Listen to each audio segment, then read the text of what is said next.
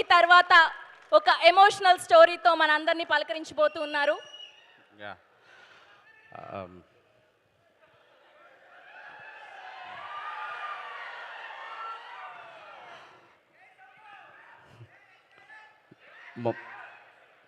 మా అన్నయ్య మా కోసం వచ్చారు.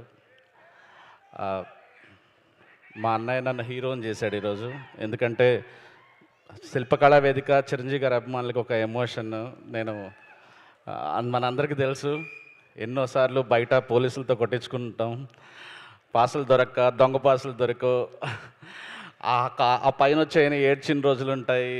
మనందరికీ శిల్పకళా వేదిక చాలా ఎఫెక్షన్. నాకు ఆ కార్నర్, ఈ కార్నర్ అక్కడ తోసేసేవాళ్ళు. అలాంటిది నేను ఫోటో దిగితేనే ఫోటోషాప్ అంటారు. ఈరోజు నా సినిమాకి చిరంజీవి గారు వస్తున్నట్టు నిజంగా వస్తున్నారా బాబాయ్ అని నెల్లూరు నుంచి, యుఎస్ నుంచి అందరూ నిజంగా అడుగుతున్నారు. అన్నయ్య థ్యాంక్స్ అన్నయ్య, ఐ మీన్ లవ్ యూ అన్నయ్య. ఈ రోజు నుంచి ఒక సినిమా తీసాను అన్నయ్య, మీరు వస్తే చాలు, నేను కాస్త సేఫ్ అవుతాను, నా సినిమా బయటపడుతుంది అన్నాను. ఒక్క మాట కూడా లేదు, నేను వస్తున్నా, నీకేం కావాలో చూసుకో అన్నారు. అన్నయ్య చాలా అన్నయ్య, నేను మళ్ళీ ఇంకొక రోజు ఈ అవకాశం తీసుకుంటాను అన్నయ్య. థ్యాంక్ యూ సో మచ్ అన్నయ్య.